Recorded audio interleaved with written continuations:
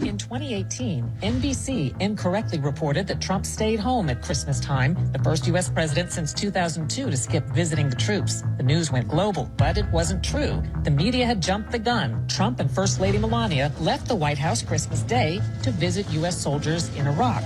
On Thanksgiving, Newsweek made a similar error, falsely reporting that Trump was spending the holiday golfing at Mar-a-Lago in Florida.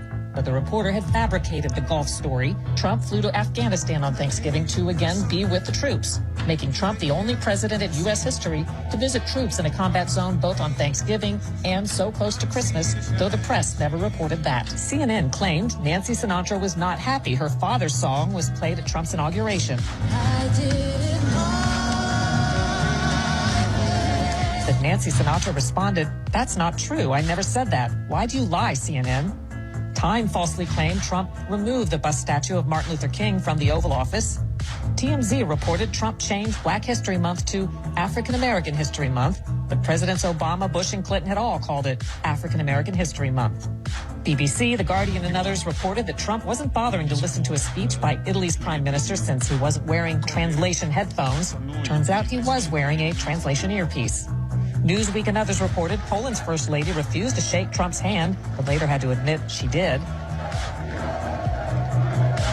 CNN edited Trump's remarks to make it seem as though he didn't realize Japan builds cars in the U.S., but the full statement made clear that he does. You've been creating jobs for our country for a long, long time. Several Japanese automobile industry firms have been really doing a job. CNN also edited a video to make it seem like Trump impatiently dumped fish food in the water at Japan's palace. But he followed the lead of Japan's prime minister. Newsweek claimed Ivanka Trump plagiarized one of her own speeches, which is impossible since plagiarizing is stealing someone else's work. The UK Telegraph apologized for at least 8 mistakes in an article criticizing Melania Trump. The New York Times, AP, CNN, and others excerpted a Trump comment as if he'd called all illegal immigrants animals. These aren't people. These are animals. Later corrections noted he'd been referring to members of the murderous MS-13 criminal gang. The New York Times Magazine and CNN shared a story showing children illegally brought into the U.S. supposedly in cages, but the article and photos were actually from the Obama administration. Agence France-Presse mistakenly reported that more than 100,000 children brought in by illegal immigrants were being held in detention. That was actually the total number in 2015 under Obama. Time and others showed a crying Honduran child to illustrate Trump separating illegal immigrant parents from children, but the child hadn't been separated from her parents in the U.S. MSNBC falsely claimed Trump banned the Red Cross from visiting the immigrant children. The Red Cross said that wasn't true. MSNBC also falsely claimed that Trump had talked about exterminating Latinos, but later corrected that and apologized.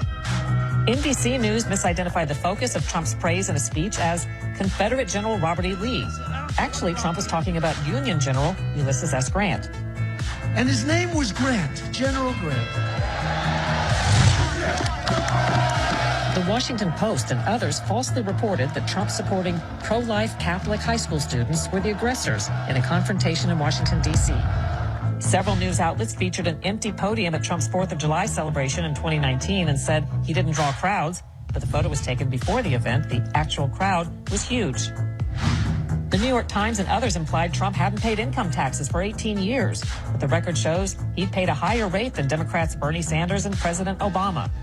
Bloomberg and the Wall Street Journal reported special counsel Robert Mueller had subpoenaed Trump's bank records. That wasn't true. Politico falsely reported that Trump owed the Bank of China tens of millions of dollars in a loan coming due as he dealt with China on coronavirus. Not true. MSNBC falsely reported that Trump had loans with Russian co-signers. Slate.com falsely claimed a Russian bank server had been illicitly communicating with Trump Tower. And the New York Times, CNN, MSNBC, and many others falsely reported that the Hunter Biden laptop scandal story was unsubstantiated or Russian disinformation. The New York Times reported that Trump seized on hydroxychloroquine as a miracle cure. Trump never said that. And it may work and it may not work. But if it doesn't work, it's nothing lost by doing it, nothing. CNN and others criticized Trump for tweeting that Alabama would likely be affected by Hurricane Dorian, but official advisories had put Alabama in a projected impacted area. Vox.com tweeted that Trump suggested he'd been a 9/11 first responder. He'd said the opposite. And I was down there also. but I'm not considering myself a first responder. Multiple media falsely claimed Trump was golfing during a U.S. raid that captured the head of ISIS in Syria and that a White House photo of Trump had been staged.